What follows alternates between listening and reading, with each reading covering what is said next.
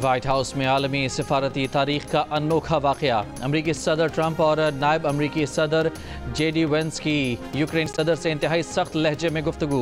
दोनों ने यूक्रेनी सदर को डांट दिया, कहा ज़ेलेंस्की ने अमरीकी सदर का एहतराम नहीं किया। वेंस ने तो ये तक कहा कि ज़ेलेंस्की ने अभी तक सदर ट्रंप का शुक्रिया क्यों अदा नहीं किया। ट्रंप ने एक मौके पर कहा कि ज़ेलेंस्की आप इस पोजीशन में नहीं कि अमरीका को अहकाम दे सकें, आप बहुत ज़्यादा बोलते हैं। ट्रंप ने कहा कि आपकी वजह से जंग बंदी नहीं हो रही, आप तीसरी आलमी जंग के लिए जुआ खेल रहे हैं। मैं सदर होता तो रूस यूक्रेन जंग होती ही नहीं। रूस यूक्रेन और अमेरिका के दरमियान सैफरीकी इजलास लव मैच नहीं बल्कि मुश्किल मुज़ाकरात होंगे। अमेरिका और यूक्रेन के सदूर की मुश्तरका प्रेस कॉन्फ्रेंस मनसूख कर दी गई।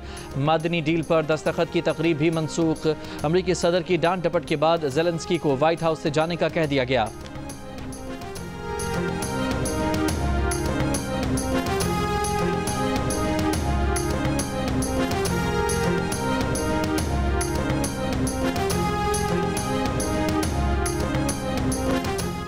आज से पेट्रोल की फ़ी लीटर कीमत में 50 पैसे कमी। पेट्रोल की फ़ी लीटर कीमत 255 रुपये 63 पैसे हो गई। हाई स्पीड डीजल की कीमत में 5 रुपये 31 पैसे कमी कर दी गई। हाई स्पीड डीजल की फ़ी लीटर कीमत 258 रुपये 64 पैसे हो गई। मिट्टी के तेल की कीमत में 3 रुपये 53 पैसे फ़ी लीटर कमी।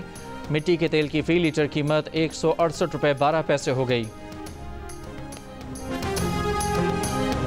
मुल्क भर में कहीं रमज़ानुल मुबारक का चांद नज़र नहीं आया। पहला रोज़ा इतवार 2 मार्च को होगा। मरकज़ी रोयत हिलाल कमेटी के चेयरमैन अब्दुल खबीर आज़ाद ने ऐलान कर दिया। प्रेस कॉन्फ्रेंस में बताया कि मरकज़ी रोयत हिलाल कमेटी को चांद नज़र आने की कोई शहादत मौसूल नहीं हुई।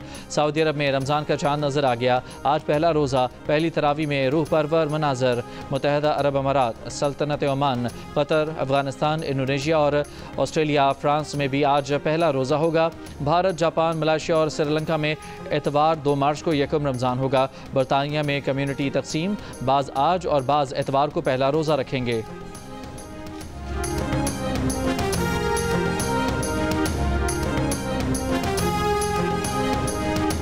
वज़ीर-ए-आज़म शहबाज शरीफ ने कहा है कि हुकूमत मुल्क में कारोबार और सरमायाकार दोस्त पॉलिसियों के लिए कोशां है। SIFC के ज़रिए सरमायाकारों और कारोबारी बरादरी को एक सहल प्लेटफॉर्म मुहैया किया गया है। फेडरल बोर्ड ऑफ रेवेन्यू की डिजिटलाइजेशन के हवाले से एक बड़ा काम मुकम्मल कर लिया गया है।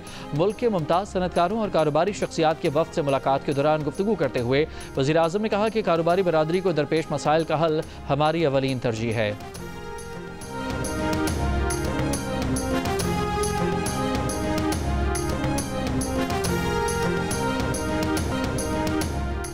पाकिस्तान जमहूरियत की दर्जाबंदी में मज़ीद नीचे चला गया। इकोनॉमिस्ट इंटेलिजेंस यूनिट की रिपोर्ट के मुताबिक पाकिस्तान की जमहूरियत की दर्जाबंदी 2023 में 3.25% थी, जो 2024 में कम होकर 2.8% रह गई।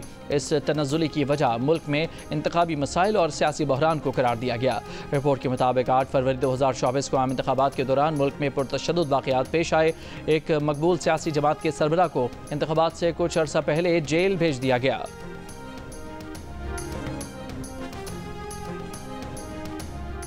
वज़ीर आला सिंध ने कराची में training management and research wing के नए दफ्तर का इफ्तिताह कर दिया। मीडिया से गुफ्तगू में कहा कि इस इदारे को मज़ीद बेहतर करने के लिए काम कर रहे हैं। सिंध की ब्यूरोक्रेसी बहुत मेहनती है, इनके साथ बहुत ब्यूरोक्रेसी ने काम किया है। 6 साल पहले जो टेक्नोलॉजी थी अब वो ख़त्म हो चुकी है। 2022 का सैलाब बहुत बड़ा चैलेंज था। सिंध हुकूमत 10 मार्च को ग्रीन लाइन और ऑरेंज लाइन BRT का कंट्रोल संभालेगी। सीनियर सूबाई वजीर शर्जील मेमन की ज़ेर सदारत Sindh mass transit authority board ने मंजूरी दे दी। शर्जील मेमन ने कहा कि सिंध हुकूमत अवाम को जदीद और मयारी सफरी सहूलियात देने के लिए पुरज़्म है। ग्रीन लाइन और ऑरेंज लाइन BRTs को मज़ीद तरक्की देने पर काम करेंगे। कराची के इलाके गुलशन इकबाल में एतवार बाजार के करीब वाटर टैंकर की टक्कर से एक शख्स जाँ बहक, दूसरा जख्मी हो गया। हादसे के बाद ड्राइवर मौके से फरार हो गया। मुश्तइल अफराद ने वाटर टैंकर को आग लगा दी। यूनान में तारकीन वतन की कश्ती हादसे से मुतालिक एक ऑडियो ने सवालात उठा दिए। बरतानवी नशराती इदारे के मुताबिक लीक ऑडियो में यूनानी हुकाम ने कश्ती के कप्तान को हिदायत दी कि वो मदद के लिए आने वाले जहाज़ को बताए कि तारकीन वतन यूनान नहीं बल्कि इटली जाना चाहते हैं। 90 मिनट बाद एक और कॉल में यूनानी अफसर ने मदद के लिए जाने वाले जहाज़ के कप्तान को कहा कि वो अपनी लॉग बुक में लिखे कि महाजरीन यूनान नहीं जाना चाहते। बच जाने वाले अफराद ने दावा किया है कि यूनानी कोस्ट गार्ड ने कश्ती को गलत तरीके से खींच खींचकर उल्टाया, जिसकी वजह से हादसा पेश आया। बाद में जिंदा बच जाने वालों को खामोश रहने पर मजबूर किया। 14 जून 2023 को यूनानी समंदरी हदूद में कश्ती डूबने से 650 से ज़ायद तारकीन वतन हलाक हो गए थे।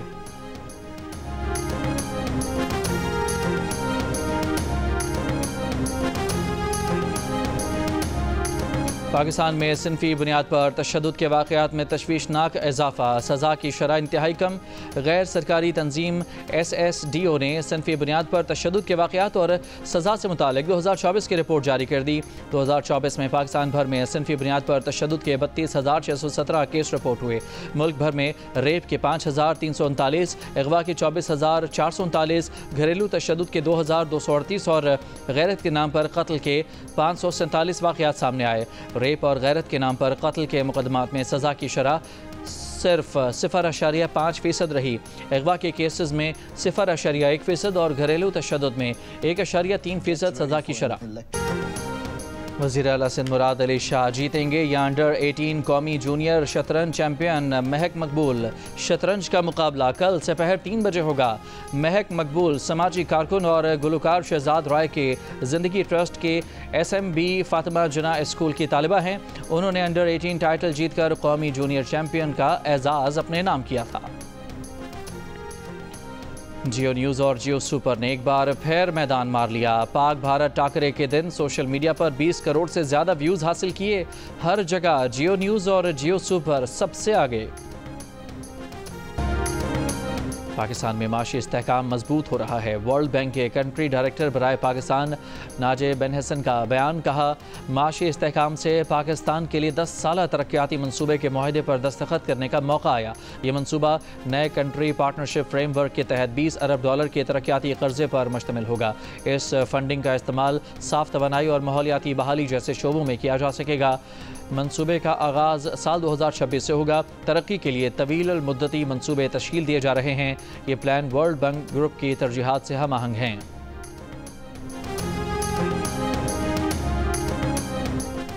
दारुल उलूम हक्कानिया नौशहरा में खुदकुश हमले का मुकदमा दर्ज। मुकदमा थाना CTD मर्दान में नामालूम मुल्ज़मान के खिलाफ दर्ज। इंसदाद दहशतगर्दी, कत्ल समेत दीगर दफात शामिल। हमले में JUI सीन के सरबरा मौलाना हामिदुल हक हक्कानी समेत 8 अफराद शहीद और 17 से ज़्यादा जख्मी हुए थे। कराची के इलाके बल्दिया हज़ारा चौक के करीब फायरिंग से एक शख्स जाँ बहक। पुलिस के मुताबिक 2 मोटरसाइकिलों पर सवार 4 मुल्ज़मान ने ताक़ुब के बाद शहरी पर फायरिंग की। वाक़या ज़ाती दुश्मनी का लगता है। मकतूल पर पहले भी 2 बार हमला हो चुका। कोरंगी सेक्टर 4 में डकैती मज़ामत पर फायरिंग से एक शख्स जख्मी।